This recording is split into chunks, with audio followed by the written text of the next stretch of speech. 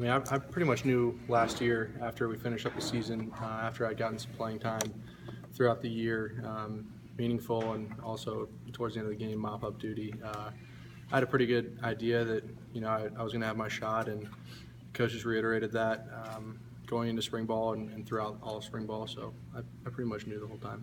How should that Minnesota game give you confidence or change the way you approach it? Yeah, I mean, it would give probably anybody confidence, to be able to go into a game like that and make an impact and eventually win the game. You carry that with you. Not that you're, living in the past, but you can do it, and you can do it going forward. So, how different is this competition than last year's competition?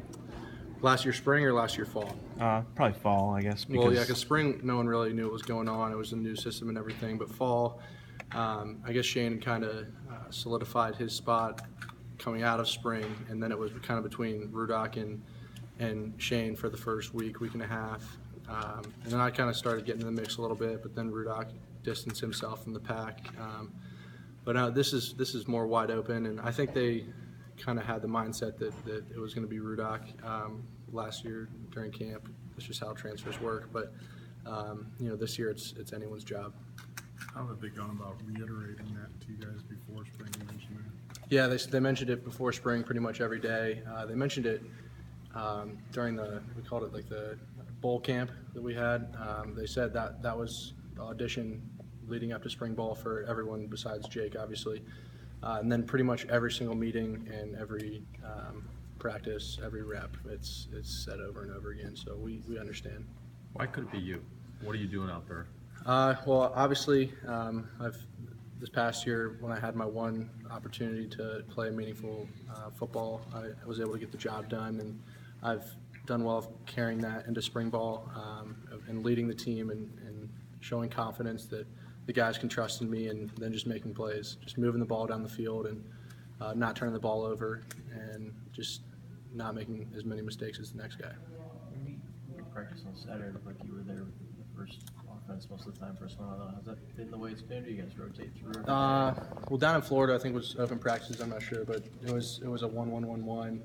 The next week was a 1-1-1-1, and then going into that third week, it was more of like okay, let's solidify more of a depth chart of our reps or who's getting more or less.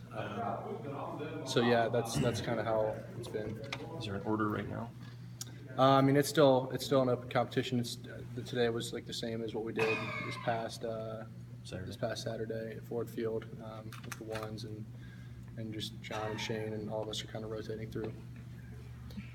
That situation last year where Shane was listed number 2 on the depth chart, and probably coming out of fall camp he was number 2, but then you were the one coming in to finish games off. Yeah. How was that communicated to you, that the approach, and just how did you understand Yeah, it to well, be?